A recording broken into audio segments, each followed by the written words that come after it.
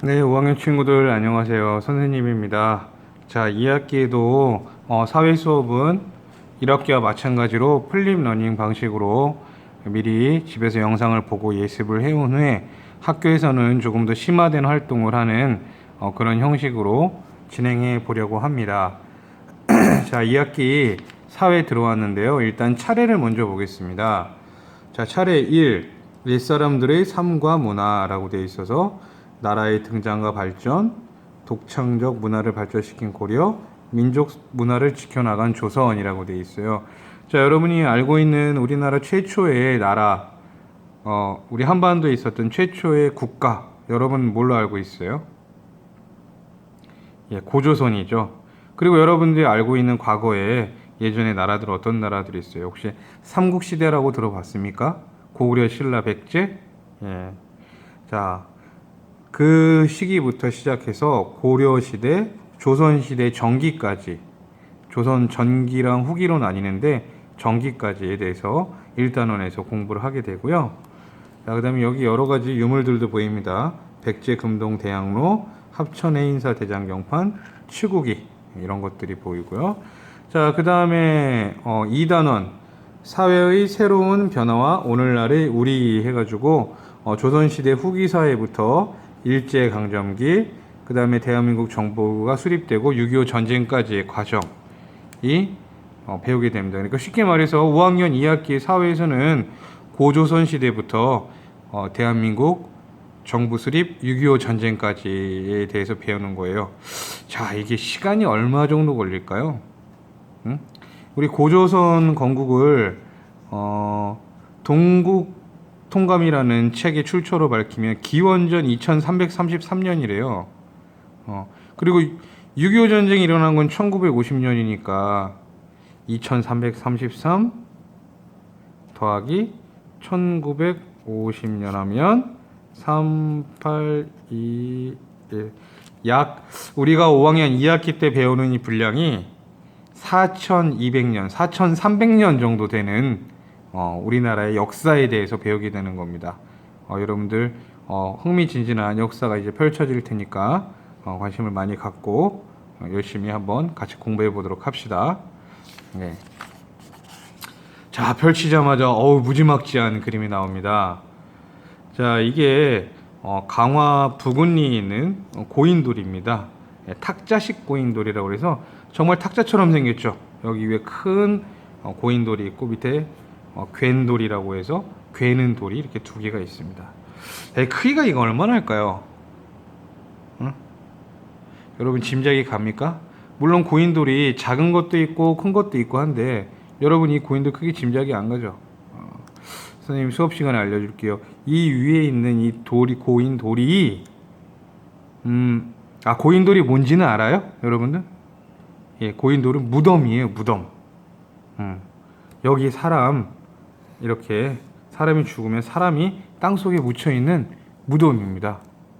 근데 이 무덤이 참 돌로 희한하게 생겼죠. 이 돌의 무게가 성인이 500명 정도가 들 수 있는 무게래요. 어마어마하죠. 예, 선생님이 수업 시간에 좀 더 자세하게 이야기해 줄게요. 무덤이 이렇게 무지막지한가? 자, 1단원입니다. 옛사람들이 삶과 문화라고 되어 있어요. 예.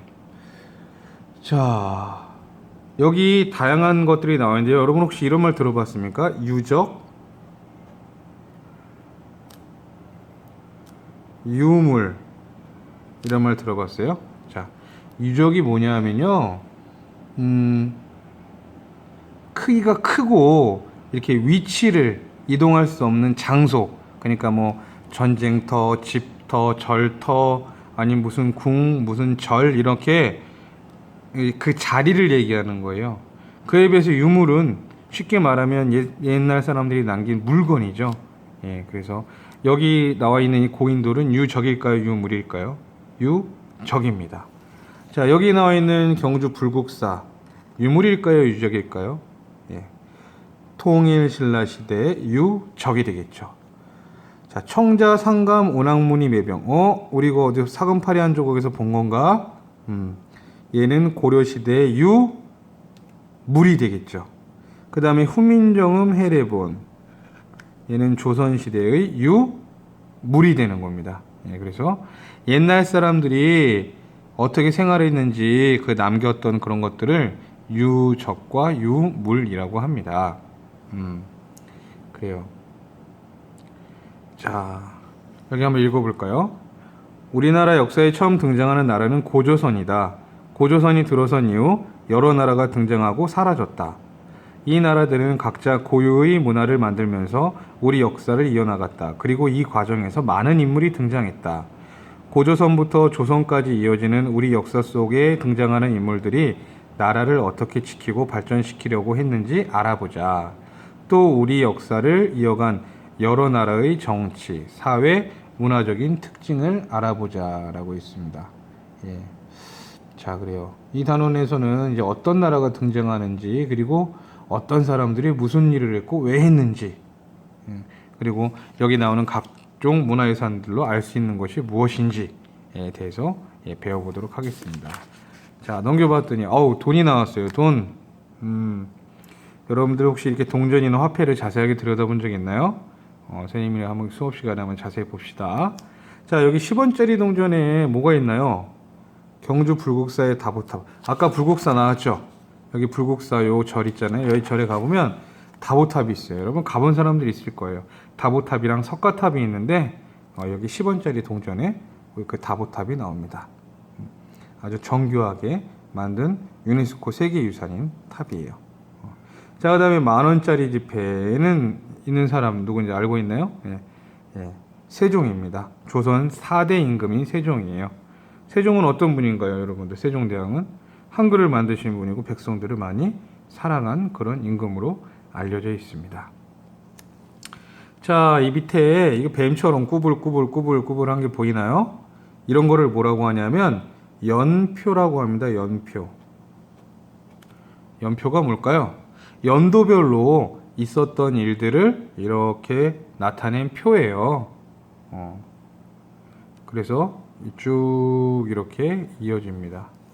우리는 지금 여기 어딘가에 있겠죠? 예, 그렇습니다. 자, 이 연표를 보면 뭘 알 수 있을까요?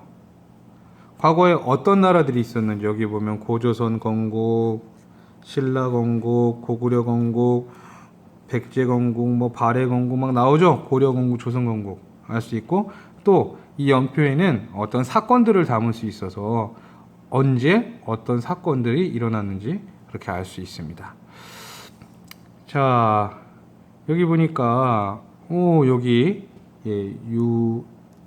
유물들과 유물들이 있네요. 자, 처음에 광개토 대왕릉비라고 되어 있습니다. 자, 사람들은 광개토 대왕릉비를 왜 만들었을까요? 왕이 시켜서? 그래요. 자, 뭐 이유가 여러 가지 있겠죠. 자, 그 다음에 청자상감 모란문 표주박 모양 주전자라고 되어 있습니다. 참, 상감청자는 이름이 복잡해요. 이거 이름 어떻게 이름을 짓는지 그것도 선생님 나중에 설명을 해줄게요. 자, 이거는 뭘로 사용하려고 만들었을까요? 이게 말 그대로 주전자죠. 그래. 여러분 이런 주전자 집에 하나씩 없어요? 선생님 집에 이런 주전자 쓰는데 미안해요. 예. 자, 그 다음에 삼강행실도라는 게 있는데 우리가 갈 국립중앙박물관에 이게 다 있구나. 우리 9월 10일 날 가기로 했는데 가면 다 보겠네요. 예. 자, 이거는 뭘까요, 이거? 여러분 행실이라는 말 들어봤어요? 행실? 예, 행동. 그러니까 뭔가 이렇게 바른 행동을 하고 모범이 되고 잘 살아라라는 걸 적어놓은 그런 책 같아요. 우리 지금 교과서로 따지면 약간 도덕 교과서 같은 그런 느낌의 그런 것들입니다. 자, 여기 학습 내용들이 많이 나와 있는데요. 예, 이런 것들을 한번 본격적으로 배워보도록 하겠습니다. 자, 먼저 이제 제일 처음에 볼게요. 자, 1. 나라의 등장과 발전이라고 되어 있습니다. 자, 이 주제에서는 보니까 고조선, 그 다음에 삼국시대, 그 다음 통일신라, 발해 이렇게 공부를 할 것 같아요. 여기 보니까 연표에 이렇게 세로로 된 연표도 있어요. 고조선 건국, 신라 건국, 고구려 건국, 백제 건국 이렇게 세 개의 나라가 건국돼서 삼국시대가 있었고요. 그 이후에 이제 삼국이 통일됩니다. 그 다음에 발해 건국까지. 요 단원에서는 이렇게 배울 것 같습니다. 자, 경주 문무대왕릉이라고 사진이 나와 있어요. 이 바닷가에 있는 쉽게 얘기하면 문무왕의 릉 무덤입니다. 예, 문무왕은 여기다가 바다에다가 자기가 죽은 뒤에 용이 돼가지고 나라를 지키겠다고 여기다가 묻어달라고 했대요. 그래서 여기 릉이 있는데 선생님은 이제 바닷가에서 먼 발치에서 보기만 했지 여기를 이렇게 가볼 수는 없어요. 예, 갔다가는 큰일 납니다. 잡혀갑니다. 예. 자, 그러면 공부를 해보도록 하겠습니다. 자, 학습 문제 같이 읽어보죠. 시작.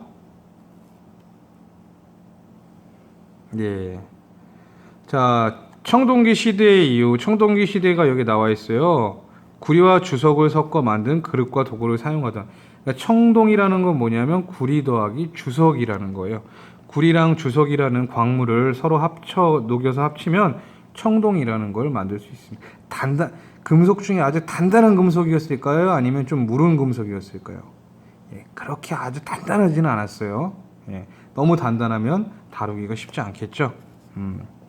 그렇습니다. 그럼 청동기를 사용하기 전에는 우리 석기 시대라고 하죠. 여러분들 들어봤을 거예요. 구석기 시대, 신석기 시대. 이런 석기 시대가 끝나고 청동기 시대가 시작되었습니다. 그래서 우리 역사 속 최초의 국가인 고조선 등장. 짜잔. 고조선 건국 이야기를 볼까요? 선생님이 읽어줘야 되겠네. 자, 읽어줄게요. 옛날에 환인의 아들인 환웅이 하늘에서 인간 세상을 자주 내려다보며 직접 그곳을 다스리고 싶어 했다. 환인이 아들의 뜻을 알고 내려다보니 태백산, 지금의 묘양산, 지금 북한 땅에 있는 이 묘양산으로 추정된다고 해요. 지역이 적당하다고 생각해 아들에게 가서 다스리게 했다.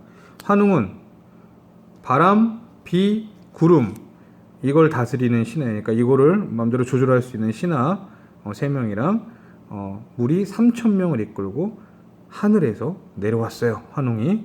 그래서 어느 날 곰과 호랑이가 환웅을 찾아가서 사람이 되게 해달라고 빌었대요. 그래서 환웅이 쑥과 마늘을 주면서 이것을 먹으면서 100일 동안 햇빛을 보지 않으면 사람이 될 것이다. 뭐 동굴에서 먹으라고 했던 여러분 그런 얘기 들어본 적 있을 거예요. 그래서 동굴로 들어가서 이를 지키려고 했지만 호랑이는 100일 동안 참지 못하고 뛰쳐나왔고 그리고 곰은 환웅이 말한 걸 지켜가지고 사람이 됐어요. 근데 이제 여자로 변했어요. 그 여자 이름이 웅녀예요. 자, 그러면 이제 웅녀와 환웅이 결혼을 해서 아들을 낳았습니다. 그 아들 이름이 당군 왕검입니다. 당군 왕검은 아사달, 지금의 구월산, 아마 이쪽 근처인 것 같아요. 여기 어디 도읍을 옮겨 고조선을 건국했다라고 삼국유사라는 역사서에 나와 있는 이야기입니다. 여러분 이 이야기 좀 들어봤을 거예요. 예. 자, 그럼 쉽게 말하면 고조선을 세운 사람이 단군 왕검이라는 사람이에요. 단군. 우리 줄여서 단군이라고 하죠. 자, 단군의 아버지는 누굴까요? 단군의 아버지는 아빠와 엄마가 누구예요? 단군의 아빠와 엄마? 환웅. 그 다음에 웅녀가 결혼을 해서 단군을 낳은 거예요. 그러면 이 위에 단군의 할아버지는 누굴까요? 글자가 이거 너무 환인. 그러니까 그랜드파, 대리, 마미 이렇게 되는 거예요. 이거 환인이라는 건 쉽게 얘기하면 하늘의 신이에요. 신. 하늘의 신이 자기 아들이 인간 세상에 내려가고 싶어하는 것 같아서 내려보내가지고 환웅이 곰을 여자로 이렇게 사람으로 바꾸죠. 그래서 둘이 결혼해서 난 자식이 당군 왕검인 겁니다. 자, 그래서 이 당군 왕검이 고조선을 건국했대요. 진짜일까요? 뭔가 좀 이상하죠? 그래요. 자, 여기 고조선의 건국 이야기로 알 수 있는 것은 무엇일까? 첫 번째, 자, 일단 요 부분을 좀 볼만해요. 환웅이 비, 바람, 구름을 다스리는 신하와 3,000명의 무리를 끌어 세상을 다스렸다. 자, 바람, 비, 구름 무엇과 관련이 있나요? 농사와 관련이 깊죠? 이때 당시 사람들은 다 주로 어떤 직업에 어떤 업종에 종사했다? 농업에 종사했다라는 걸 알 수 있습니다. 자, 그 다음에 여기 보니까 곰을 믿는 부족과 호랑이를 믿는 부족이 환웅 부족과 함께하기를 원했나봐 라고 돼 있어요. 옛날에는 이렇게 어떤 동물이나 뭐 태양을 믿는 부족도 있고 뭐 무슨 뭘 믿는 부족도 있고 뭐 그랬던 것 같아요. 그래서 또 하나는 이제 이 둘 중에 곰을 믿는 부족과 환웅 부족이 함께 있다는 걸 알 수 있죠. 이 응료와 환웅이 결혼했다고 그랬잖아요. 자, 이것이 어디까지나 추측이긴 하지만 이 역사를 연구하는 역사학자들이 이런 거 이 조선 건국 이야기로 이때 당시에 이런 일이 있었겠구나라는 걸 추측할 수 있고, 이 이야기는 이제 너무 신기한 이야기잖아요. 그래서 이 이야기를 만든 이유는 단군 왕검을, 고조선을 세운 단군 왕검을 신비한 존재로 만들려고 했다는 걸 알 수가 있습니다. 자, 그다음, 자, 고조선 시대에 법이 8개가 있었어요. 그래서 8조법이라고 합니다. 8조법. 근데 지금 현재 남아있는 건 3가지만 남아있어요. 한번 볼까요? 첫 번째, 사람을 죽인 사람은 사형에 처한다. 사람을 죽인 바로 사형. 와, 무서워요. 남에게 상해를 입힌 사람은 곡식으로 갚는다. 사람마다 자기 재산이 있었나봐. 그때는 돈이 아니고 곡식이었나봐요. 곡식을 재산으로 갖고 있을 수 있었나봐. 그쵸? 그 다음에 남의 물건을 훔친 사람은 데려다 노비로 삼으며 죄를 면하려면 50만 전을 내야 한다. 노비로 삼는데요. 옛날에도 신분 제도가 있었나봐요.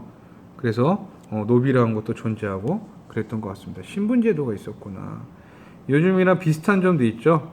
죄를 지으면 그 죄에 엄한 벌을 받는다는 거 비슷하지만, 이게 다른 사람에게 곡식으로 뭘 갚는다거나 노비로 삼는다는 건 요즘과는 좀 차이가 나는 그런 점입니다.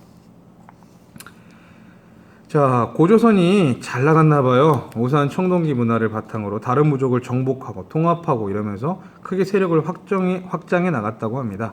자, 이게 고조선에 유물들이 발견된 지역이에요.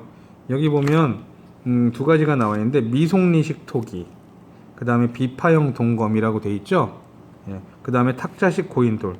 요것들이 이제 고조선의 독특한 고조선을 대표하는 문화유산이었는데, 이런 것들이 발견되고 있는 곳이에요. 여기 비파형 동검 왕창 발견되고 있죠. 이런 데서 여기 막 보여요. 이런데, 그죠? 그 다음에 고인돌이 발견된 곳들도 막 보이고 많아요. 고인돌. 그 다음 미송리식 토기, 노란색 토기들이 곳곳에서 발견되고 있죠. 이런 걸로 봐서 고조선이란 나라는 한 요 정도의 영향력을 가진 나라였겠구나. 그러니까 지금으로 말하면 이제 북한 땅과 중국 땅이죠. 그런 걸 짐작할 수 있다는 겁니다. 정확히 알 수는 없습니다. 짐작할 수 있다. 하지만 여러분, 제주도에서도 고인돌이 발견됐어요. 그래서 역사학자들은 지금도 과연 고조선의 문화 범위가 어디까지였나 아직까지 연구를 하고 있다는 겁니다. 그래요. 이렇게 문화유산을 가지고 고조선의 문화 범위를 짐작할 수 있다는 그런 얘기입니다. 자, 그럼 학교에 와서 이제 본격적으로 더 공부를 해보도록 하겠습니다. 자, 오늘 첫 영상이라 좀 길었던 것 같아요. 보느라고 고생했습니다. 여기까지 하겠습니다. 내일 만나요.